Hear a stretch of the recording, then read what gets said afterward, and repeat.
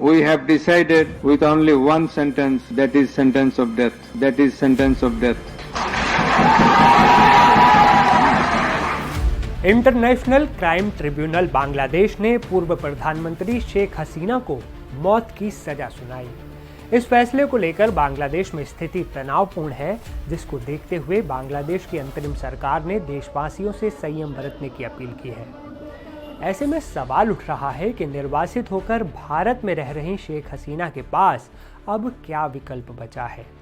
इस सवाल के जवाब के पहले हम आपको शेख हसीना पर कौन कौन से बड़े आरोप साबित हुए हैं वो थोड़ा संक्षेप में बताते हैं। दरअसल 78 साल की शेख हसीना और उनके पूर्व गृह मंत्री अस्तुजम्मा खान कमाल को बांग्लादेश की विशेष अदालत ने मौत की सजा सुनाई है। ये सजा दोनों को इसलिए मिली क्योंकि पिछले साल 2024 में बांग्लादेश में हुए एक बड़े छात्र आंदोलन के दौरान पुलिस और सेना ने प्रदर्शनकारियों पर बहुत गोलियां चलाई थीं, जिसमें सैकड़ों लोग मारे गए थे। लेकिन 5 अगस्त 2024 को जब छात्रों का आंदोलन बेकाबू हो गया, तब शेख हसीना देश छोड़कर भारत भाग आई थी। तब से वे भारत में ही हैं। अदालत ने कहा कि इस खूनी दमन की पूरी प्लानिंग और मास्टरमाइंड खुद शेख हसीना थी, जबकि असदुज्जमा खान कमाल ने गृह मंत्री होने के नाते इसे लागू करवाया। इसलिए इसे मानवता के खिलाफ अपराध माना गया। मुकदमा चलता रहा, लेकिन हसीना और कमाल अदालत में हाजिर नहीं हुए, इसलिए दोनों को भगोड़ा घोषित करते हुए उनकी गैर मौजूदगी में मौत की सजा सुना दी गई। अब ऐसे में सवाल ये उठता है कि इस फैसले के खिलाफ हसीना के पास अब क्या विकल्प बचा है।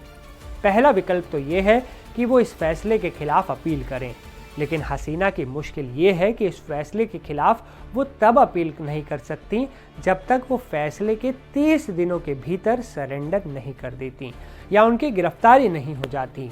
यानी उनके पास इंटरनेशनल क्राइम ट्रिब्यूनल बांग्लादेश के इस फैसले को चुनौती देने के लिए 17 दिसंबर 2025 तक का ही वक्त है।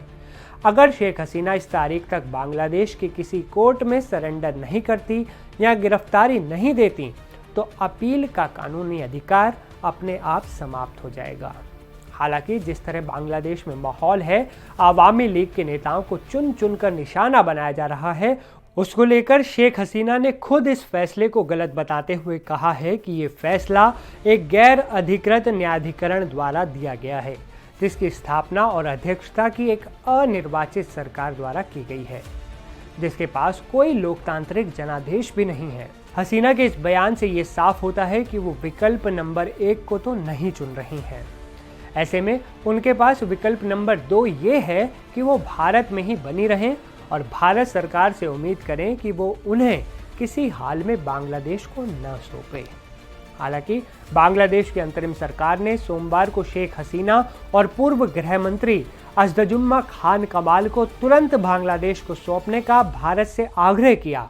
इस बारे में बांग्लादेश के विदेश मंत्रालय ने एक बयान में कहा कि हम भारत सरकार से आग्रह करते हैं कि वो इन दोनों दोषियों को तत्काल बांग्लादेशी अधिकारियों को सौंप दे। मंत्रालय ने कहा कि बांग्लादेश और भारत के बीच मौजूदा द्विपक्षीय प्रत्यर्पण समझौता दोनों दोषियों के स्थानांतरण को नई दिल्ली की अनिवार्य जिम्मेदारी बनाता है। इसके बाद भारत के विदेश मंत्रालय की तरफ से जारी बयान में कहा गया है कि भारत ने पूर्व प्रधानमंत्री शेख हसीना के संबंध में बांग्लादेश के इंटरनेशनल क्राइम ट्रिब्यूनल द्वारा सुनाए गए फैसले पर ध्यान दिया है। एक निकट पड़ोसी होने के नाते भारत बांग्लादेश के लोगों के सर्वोत्तम हितों, जिसमें उनके देश में शांति, लोकतंत्र, समावेशिता और स्थिरता शामिल है, के लिए प्रतिबद्ध है। हम इस दिशा में सभी स्टेक होल्डर्स के साथ हमेशा रचनात्मक रूप से जुड़े रहेंगे। दोस्तों, आप हमें बताइए, क्या आपको लगता है कि भारत शेख हसीना को बांग्लादेश को सौंप देगा? अपनी राय कमेंट कीजिए और भारत को ऐसा करना चाहिए या नहीं करना चाहिए, इस पर आपकी क्या राय है वो भी बताइएगा। मिलते हैं अगले वीडियो में, तब तक के लिए नमस्कार दोस्तों।